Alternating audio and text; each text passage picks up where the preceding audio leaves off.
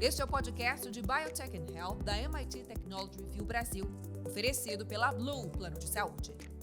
Olá, bem-vindas e bem-vindos ao podcast de Biotech and Health da MIT Technology Review Brasil, apresentado pela Origin. Eu sou Camila Pepe e hoje eu estou com Laura Murta e a gente vai falar sobre economia da saúde, uma área que busca trazer caminhos que visem a incorporação ou a viabilização de novas tecnologias no cenário da saúde do Brasil de forma sustentável. Lembrando que ao fim desse episódio você também pode acompanhar o Momento Saúde 360 oferecido pela Blue Plano de Saúde. É um espaço para a gente discutir inovação, humanização do cuidado e tecnologia. Assista agora um trecho dessa entrevista que você pode conferir na íntegra no fim desse episódio.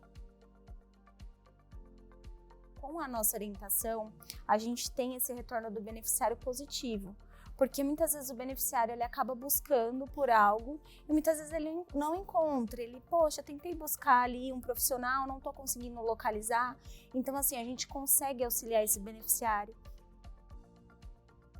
Todos os anos, a MIT Technology Review publica a lista das 10 Breakthrough Technologies, destacando as inovações mais promissoras da atualidade no mundo. Na última década, mais de 30 dessas tecnologias de destaque tiveram aplicação direta na área da saúde. Entre elas estão os novos medicamentos para controle de peso e a profilaxia injetável contra o HIV, temas que já debatemos aqui no podcast nesse ano. E onde entra a economia da saúde nesse contexto? Depois que uma inovação surge e recebe aprovação regulatória, para que ela esteja disponível no sistema de saúde público ou privado, ela precisa passar por uma avaliação técnica.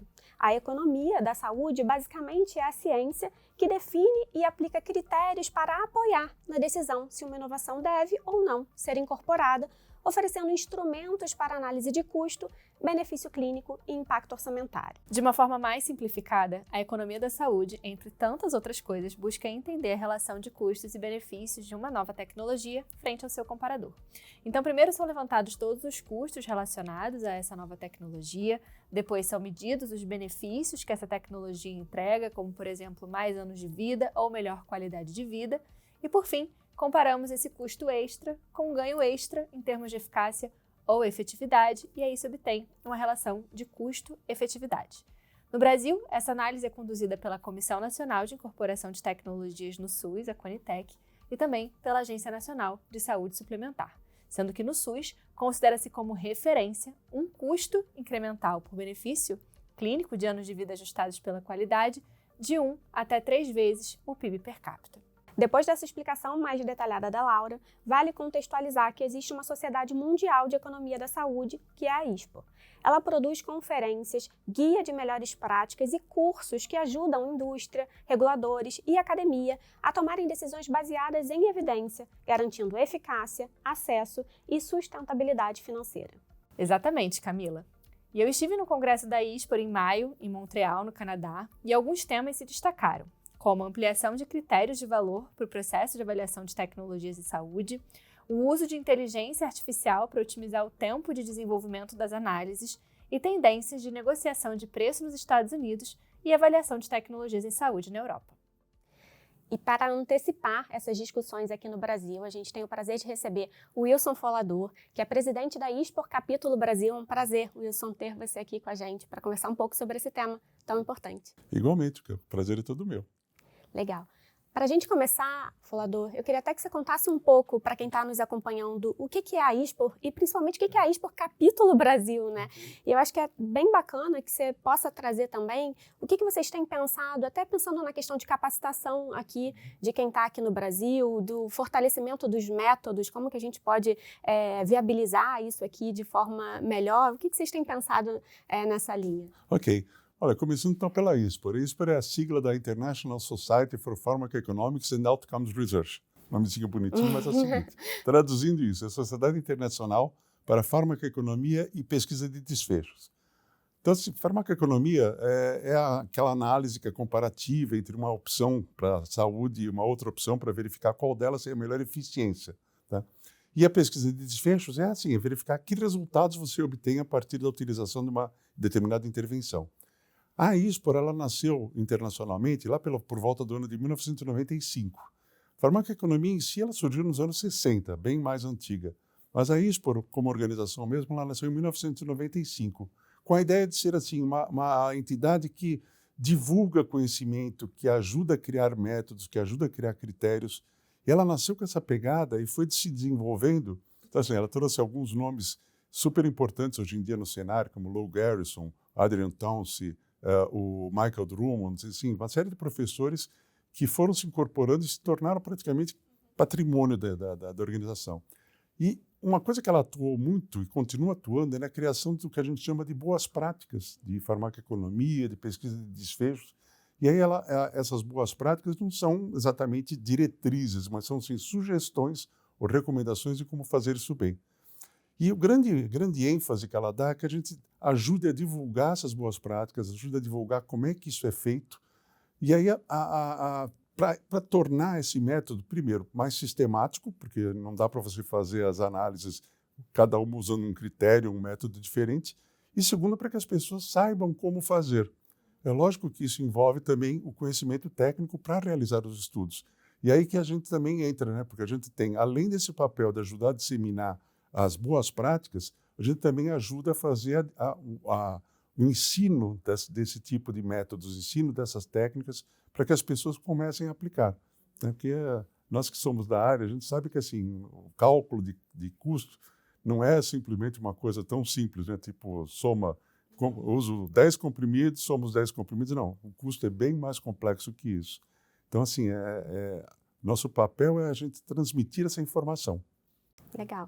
E com relação a essas ações de treinamento, ou até mesmo de direcionamento dessas metodologias aqui para a nossa realidade, existe já algum pensamento, alguma linha de que vocês estão pensando em como atuar para fazer essa disseminação aqui?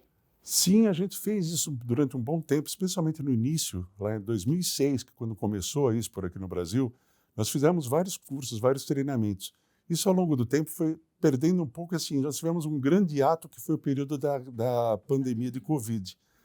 Durante esse período, nós ficamos mais presos, porque assim, a gente não podia fazer as coisas presenciais e os eventos virtuais começaram a ficar uma coisa tão comum e tão frequente que nós fizemos alguns, mas depois de algum tempo nós começamos a nos questionar se aquilo lá realmente estava sendo efetivo ou não.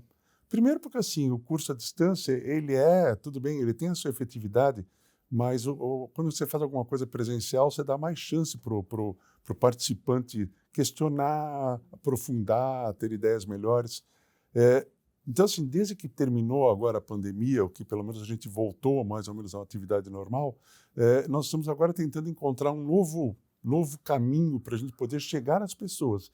O Brasil tem a dificuldade de ser assim, um país de dimensões muito grandes. Então, a gente fazer um curso aqui em São Paulo, tudo bem, não é difícil.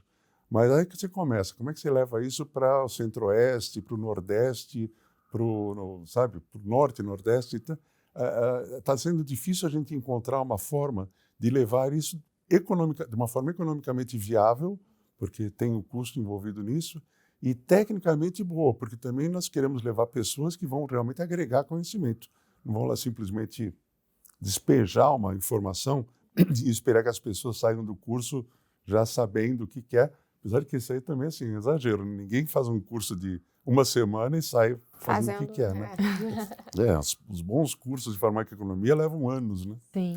Agora, já tem um tempo, né, que a gente vê aí nos biênios inteligência artificial e dados de mundo real como hot topics, né, pela ISPOR.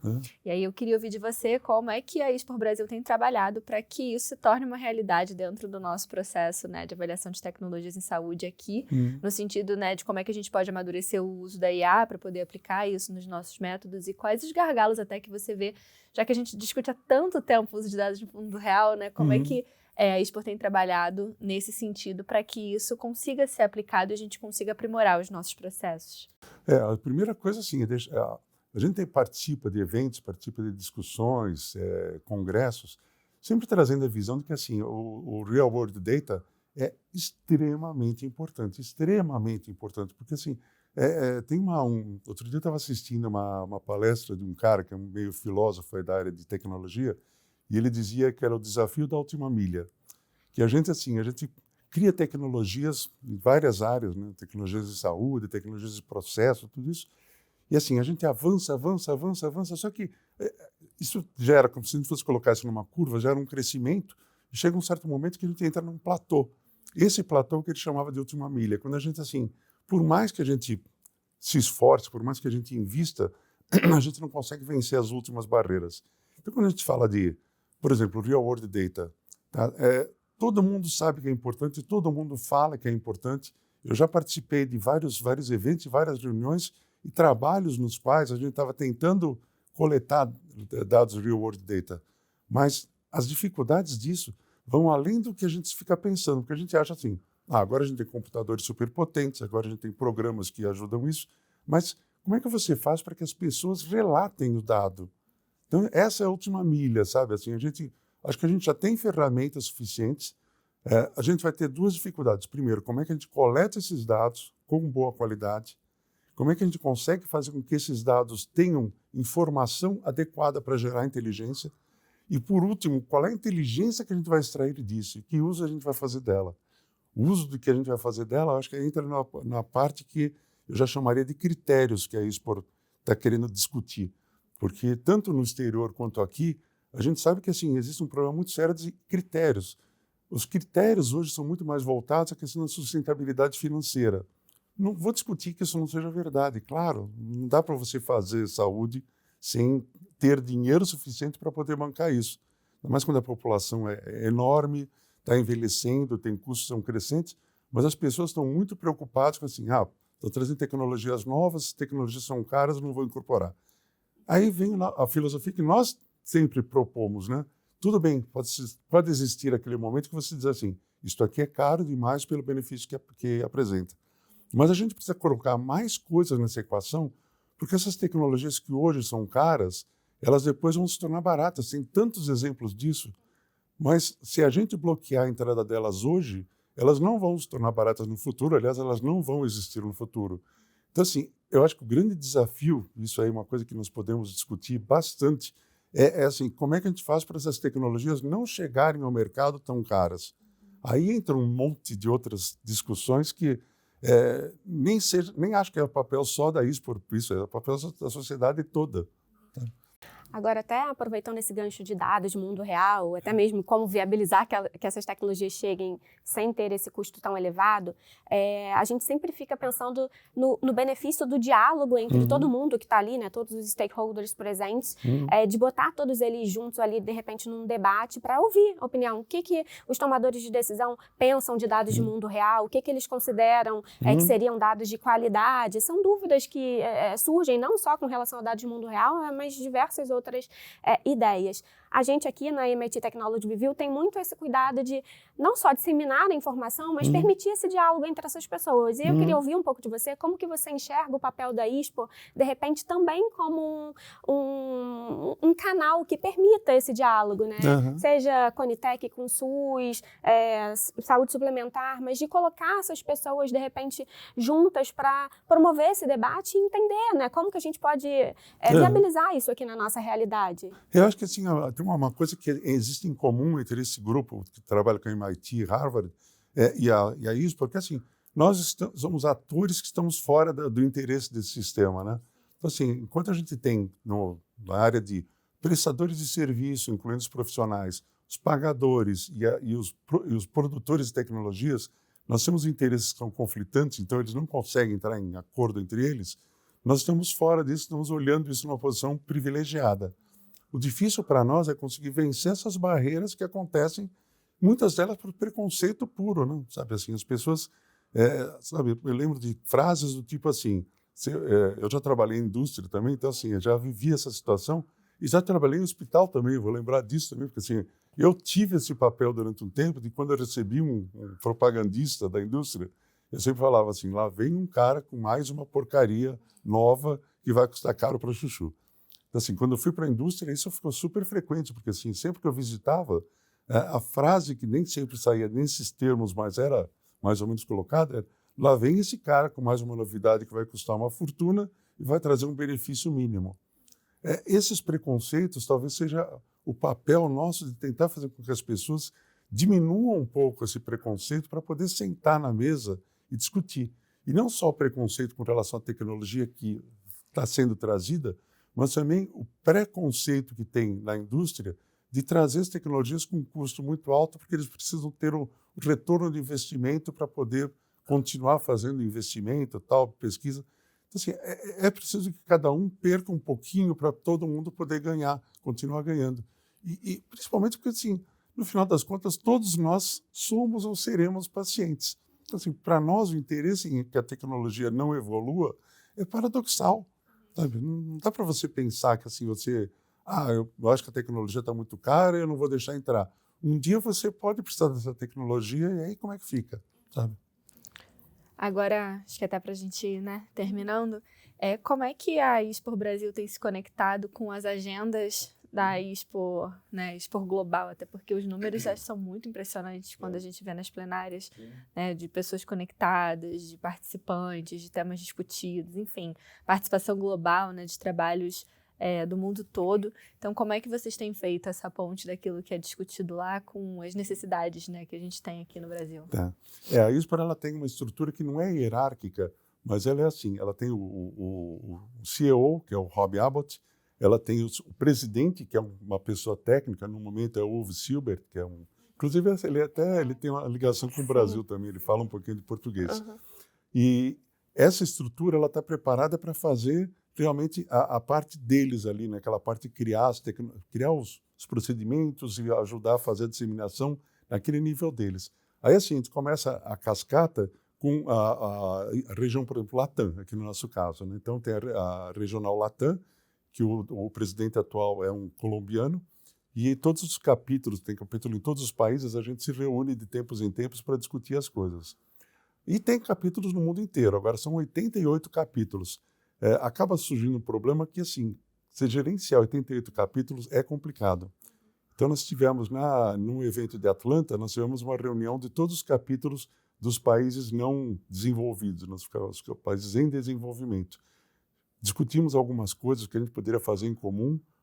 Quem estimulou isso foi o Rob Abbott, o nosso CEO, e ele sempre tem dito que ele quer estimular muito a participação de outros países, né?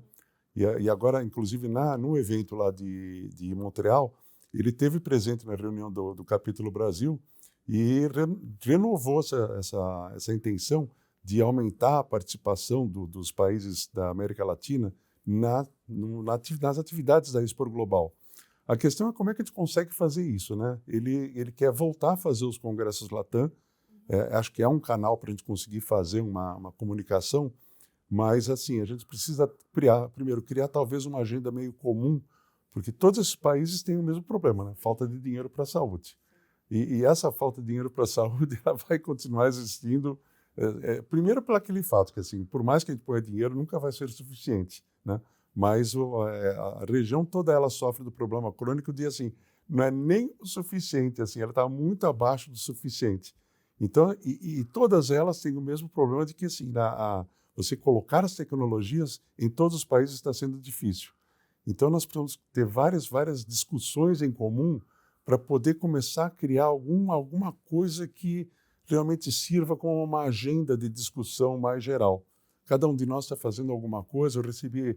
Ontem eu recebi um pedido do pessoal do Chile para opinar para algumas coisas que eles estão fazendo e achei uma iniciativa interessante, que eles pedindo para os presidentes de capítulos regionais para opinarem a respeito do que eles estão fazendo lá. Se eles pudessem compartilhar, eles e nós também, casos de sucesso já seria uma grande vantagem, né? Porque a gente escuta muito, né, pedido, vamos aprender com a experiência internacional, o que está dando certo lá fora. Se existisse um momento realmente, né, para que essas pessoas que tivessem cases de sucesso pudessem compartilhar como eles conseguiram isso, já seria bem legal. Né? Bem legal. A gente tem o pessoal do Chile, por exemplo, o que eles fizeram foi isso, eles soltaram uma série de eventos que eles fizeram, certas atividades que eles fizeram, que parece que estão funcionando. E eles estão querendo saber de nós o que a gente acha dessas iniciativas. Eu gostei bastante, achei a ideia bem bacana. E um problema que também está acontecendo é que, assim, para toda hora surge uma associação nova. Né? Então, assim, daqui a pouco vai surgir a associação dos pacientes com unha encravada, da farmacoeconomia dos pacientes com unha encravada. A gente precisa também tomar um pouco de cuidado, porque essa multiplicação de associações, ela acho que é boa, a gente pode até ter mais de uma associação, Mas quando começa a surgir associações com interesses muito individuais, eu acho que a gente começa a ter problemas para tentar conciliar isso tudo, fazer essas coisas funcionarem em harmonia. E se não começa a pedir uma coisa, outro começa a pedir outra, um começa a concordar com, sei lá, corte de verbas, outro quer aumentar verbas. Na verdade, estou fazendo isso meio como uma hipótese, porque eu nunca vi nenhuma entidade pedir para cortar verbas, sempre para aumentar. Então, aí a gente precisa ter uma certa harmonia, uma certa coordenação para que essas coisas comecem a funcionar numa direção correta, né? Legal. Muito obrigada, Flávio. Foi ótimo, né, poder ouvir um pouco de você como presidente da ISPOR, o que vocês estão planejando para trazer aqui para a nossa realidade, como que a gente pode aprender com essas outras realidades, sejam de países também com características parecidas ou até mesmo aprender com quem já está aí num nível mais avançado quando a gente pensa em economia da saúde ou pesquisa de desfecho, como a gente quiser chamar. Foi um prazer. Obrigada. Eu acredito que a gente vai, inclusive assim, esses trabalhos conjuntos, essas ideias conjuntas que a gente tem, elas só melhoram o nosso ambiente geral, porque a gente começa a absorver, receber ideias novas, receber até antagonismos também para a gente poder ver onde é que a gente está errando e assim, as coisas só podem melhorar. Então, só para finalizar, vou recordar que agora em setembro, os dias 22 e 23, vamos ter o 9º congresso do capítulo brasileiro da ISPOR aqui em São Paulo. E espero que a gente consiga ter, inclusive vocês também são super importantes nesse cenário. Com a gente certeza. consegue ter todo mundo lá. Com certeza estaremos lá. Obrigada. Obrigado. Valeu. Queria agradecer também você que nos acompanhou até aqui, lembrando que essa é a vertical de Biotech and Health. Se você quiser acompanhar mais sobre esses conteúdos, é só acessar www.mittechreview.com.br. Semana que vem tem mais e eu espero você. Até lá!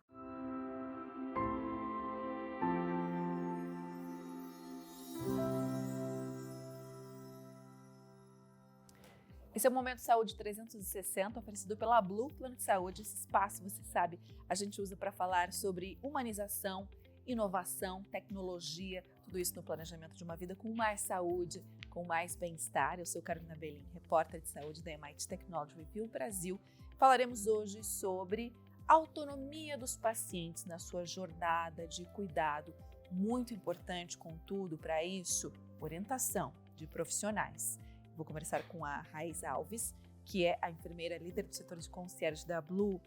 Quão importante é esse serviço e o trabalho de vocês, Raíza, pensando, né, para o sistema em eficiência, para esse paciente, se ele não tem uma orientação, se a gente fala em autonomia do paciente, mas aí muitas vezes sem uma orientação necessária de quem sabe, do profissional, ele pode ficar divagando no sistema sem efetividade, né? Isso.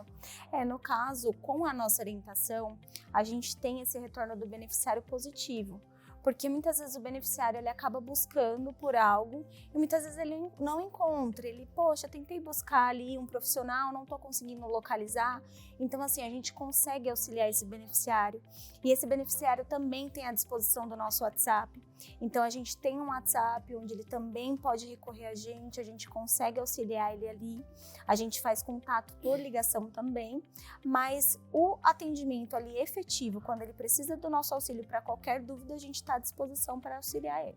É garantir que esse paciente vai acessar o serviço correto no momento correto. Isso mesmo. É garantir esse atendimento correto, para a gente também não ter nenhum transtorno nem com o beneficiário, né? Isso pode trazer muito custo-efetividade para o sistema também, né? Com certeza. Isso traz uma efetividade para a gente como operadora, porque uma vez que o beneficiário ele procura e ele tem um atendimento correto, ele vai ser satisfeito. Então, ali a gente prestando esse serviço, conseguindo conduzir esse beneficiário, a gente tem um retorno muito positivo. Obrigada, Raíza.